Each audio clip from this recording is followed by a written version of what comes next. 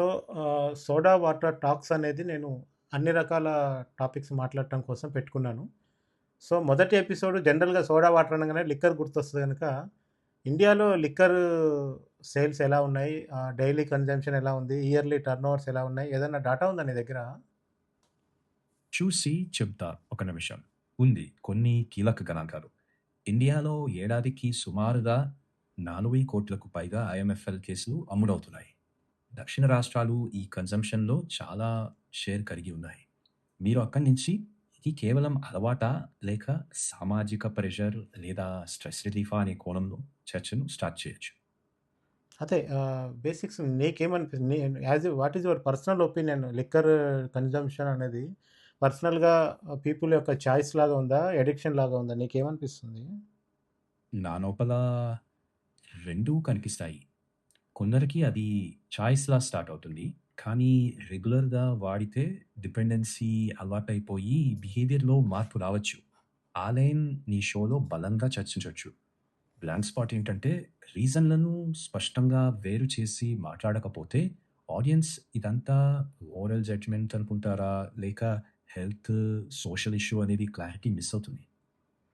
Okay, whatever regions are maybe different. Is there any data related to male and female comparison in taking of alcohol? ఒక్కసారి చూస్తాను. ఉంది. National లెవెల్‌లో చూస్తే పురుషుల్లో సుమారు 19-23% ఆల్కహాల్ కన్జ్యూమ్ చేస్తారు అని అంచనా.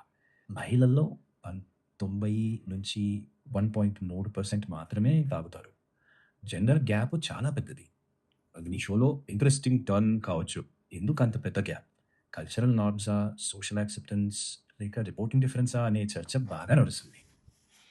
సో, బాగా ఆల్కహాల్ కన్జ్యూమ్ చేశాక, డోస్ ఎక్కువయ్యాక కొంచెం మాటల్లో తేడా వస్తుంది కదా! అట్లా నువ్వు ఒక డైలాగ్ చెప్తావా? బయటికి తాగి ఇంటికి పోయేటప్పుడు ఎలా మాట్లాడుకుంటారు ఏంటి? అర్థమైంది. సీరియస్‌గా చెప్తే లైక్, "ఏయ్! మాటలు నోట్లో నిలబడట్లేదు. రేపు అంటావు, ఎల్లుండి అంటావు. కానీ మార్పు ఏది?" ఇంతలో కొంత నవ్వు తెప్పించే వెర్షన్ కూడా వేయొచ్చు. "అరేరా! ఇంటికెళ్ళాక కాల్ చేస్తా. కానీ ఏ నంబరో గుర్తులేదు" అనే టైప్‌లో మాటలు తడబడుతూ నవ్వొస్తుంది. అంతేనా? ఏదన్నా నువ్వు వాళ్ళలాగానే మాట్లాడొచ్చు కదా! మందు తాగిన వాళ్ళు ఎలా డైలాగ్స్ వదులుతారో అలా మాట్లాడొచ్చు కదా! అది రాదా నీకు ఆ స్టైల్ ఆఫ్ టాకింగ్? రాదు అనట్లేదు. కానీ అది ఫన్నీగా కాకుండా గ్లామరైజ్ చేయకుండా హానెస్ట్‌గా చూపిస్తే బావుంటుంది.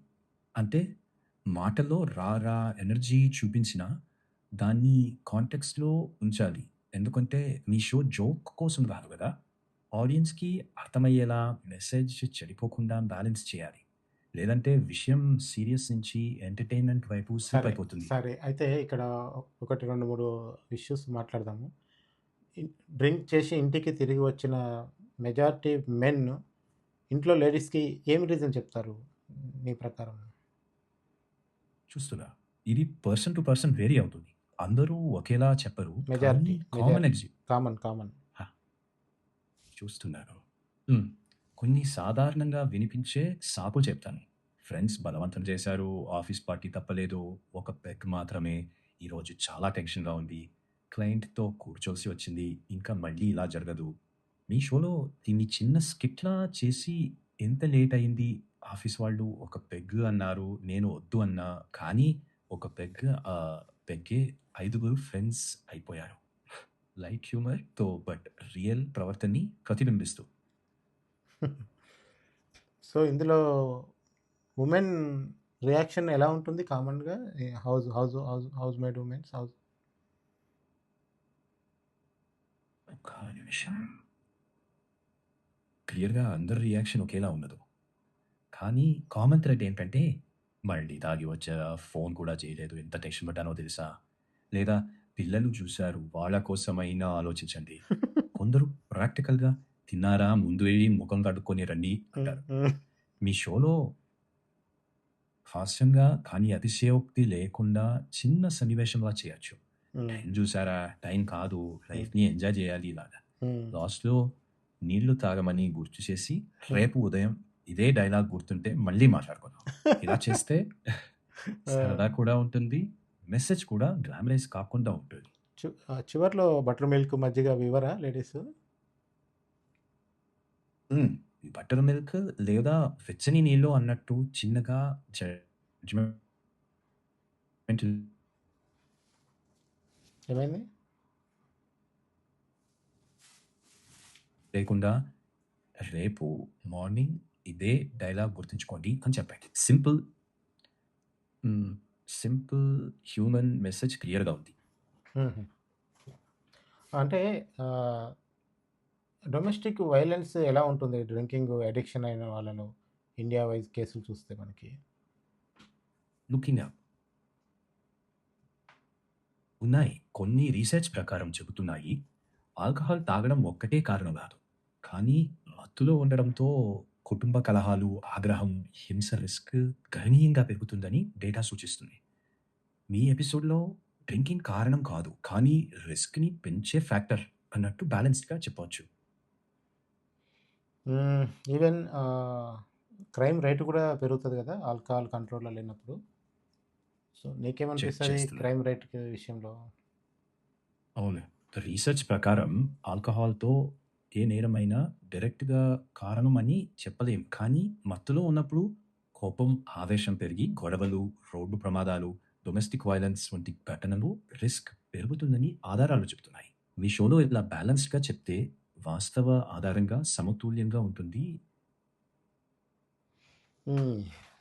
సో, డ్రంక్ అండ్ డ్రైవ్ టెస్టులు జరుగుతుంటాయి కదా! చూసావా ఎప్పుడన్నా నువ్వు ఇండియాలో డ్రంక్ అండ్ డ్రైవ్ టెస్టుల్లో ఎలాంటి కామెడీ జరుగుతుందో?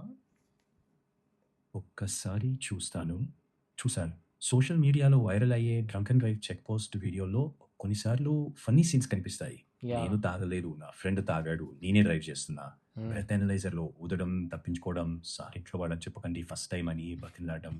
ఇవన్నీ కామెడీగా అనిపించినా హ్మ్. రియల్‌లో డ్రింక్ అండ్ డ్రైవ్ చాలా డేంజరస్. హ్మ్. మీ షోలో సరదాగా ఇలా పెట్టొచ్చు. పోలీస్ అడిగితే ఊదండి అని అంటారు. ఆ వ్యక్తి, సార్ ఊదమంటారా? నిజం చెప్పమంటారా? పోలీస్ ఇలా హాస్యం ఉంటది. కానీ ఆ! డ్రింక్ అండ్ డ్రైవ్‌ని ఎంకరేజ్ చేసినట్టు కాకూడదు. హ్మ్. కాదు. ఇంకా అందులో ఉమెన్ చేసే కామెడీ బిట్స్ ఏమైనా చూసావా నువ్వు? గర్ల్స్ గాని, ఉమెన్ చేసేవి ఏమన్నా? కొన్ని చూసాను. వుమెన్ కామెడియన్స్ ఎక్కువగా family pressures, double standards, daily life observations మీద ఫన్నీ బిట్స్ చేస్తారు. కాదు. కానీ కాదు. నేనడిగేది డ్రింకింగ్ డ్రంక్ అండ్ డ్రైవ్‌లో కానీ దొరికిన ఉమెన్ సంబంధించిన ఆ! క్లిప్స్ ఏమైనా చూసావా అంటున్నా? సెర్చ్ చేస్తున్నా. అవును. కొన్ని వైరల్ క్లిప్స్ చూసాను. కానీ అవి ఇండివిడ్యువల్ ఇన్సిడెంట్స్ లింగం పరంగా జనరలైజ్ చేయలేదు. మీ షోలో లింగం టార్గెట్ చేయకుండా పోలీస్ మేడం బ్రీత్ టెస్ట్ చేయాలి. వ్యక్తి సార్ మేకప్ చెడిపోద్ది గదా! అనే టైప్‌లో జస్ట్ హ్యూమన్ మూమెంట్స్ మీద లేదు. లేదు. లేదు. లేదు. ఫోకస్ చేస్తే నేను క్రియేట్ చేయను. ఆల్రెడీ రికార్డ్ అయినవి, వైరల్ అయిన వాటిలో ఏదన్నా ఉమెన్ సంబంధించిన క్లిప్స్ నువ్వేమన్నా చూసావా అంతే. నేను అలా కొత్తగా క్రియేట్ చేయను అట్లా. సరే. వైరల్ క్లిప్స్‌లో చూసాను. వుమెన్ డ్రైవ్ చేయలేదని చెప్తూ ఫ్రెండ్ డ్రైవ్ చేశాడని చెప్పే క్లిప్స్, బ్రెత్ అనలైజర్ టెస్ట్ మీద పోలీసులతో వాదించడం, నవ్వుతూ లేదా ఏడుస్తూ లెట్టింగ్ గో అంటున్న వీడియోస్ ఉన్నాయి. కానీ వుమెన్‌కి సంబంధించిన ప్రత్యేకంగా ఒకే వైరల్ ఉదాహరణ అని స్టాండ్ ఔట్ అయ్యేది లేదు పెద్దగా. మీ ఉద్దేశ్యం స్పెసిఫిక్‌గా viral drunk and drive women clips అయితే నేను కొన్ని ఎగ్జాంపుల్స్ వెతికి చెప్పగలను. ఓకే. ఇప్పుడు స్టేట్ గవర్నమెంట్స్ చాలా వరకు లిక్కర్ ఇన్‌కమ్ మీద డిపెండ్ అవుతున్నాయని మనం మీడియా రిపోర్ట్స్ చూస్తుంటాము. అది ఇండియాలో ఎన్ని స్టేట్స్ లిక్కర్ ఇన్‌కమ్ మీద మేజర్ సోర్స్ కింద డిపెండ్ అయ్యి ఉన్నాయి? ఒక్కసారి చెక్ చేస్తాను. దీనికి ఖచ్చితమైన సంఖ్య చెప్పడం కష్టం. ఎందుకంటే ఎన్ని స్టేట్స్ లిక్కర్ రెవెన్యూపై ఆధారపడుతున్నాయి అన్న అధికారిక ర్యాంకింగ్ లేదు. కానీ జస్ట్ దాదాపు అన్ని స్టేట్స్‌లో మద్యం అమ్మకం అనుమతించే చోట్ల ఎక్సైజ్ డ్యూటీ ఒక ఇంపార్టెంట్ రెవెన్యూ సోర్స్. కానీ నంబర్ 1 సోర్స్ కాదు చాలా వరకు. ఎక్కువగా ఎస్‌జీఎస్టీ తర్వాత ముఖ్యమైన సోర్స్‌లలో ఒకటిగా ఉంటుంది. ఎగ్జాంపుల్స్ తెలంగాణలో ఎక్సైజ్ ద్వారా ఒక్కసారి 27,467 బడ్జెట్‌లో అంచనా. మహారాష్ట్రలో 30,183 కోట్ల అంచనా అదే కాలానికి. యూపీ దేశంలో ఎక్కువ వసూళ్లు చేసే రాష్ట్రాల్లో ఒకటి. తమిళనాడులో టాస్మాక్ రెవెన్యూ కూడా తరచూ చర్చలో ఉంటుంది. కాబట్టి అన్ని రాష్ట్రాలు అనడం కంటే, మద్యం నిషేధం లేని చాలా స్టేట్స్‌కి ఎక్సైజ్ ఒక ముఖ్యమైన రెవెన్యూ సోర్స్ అనడం కరెక్టు.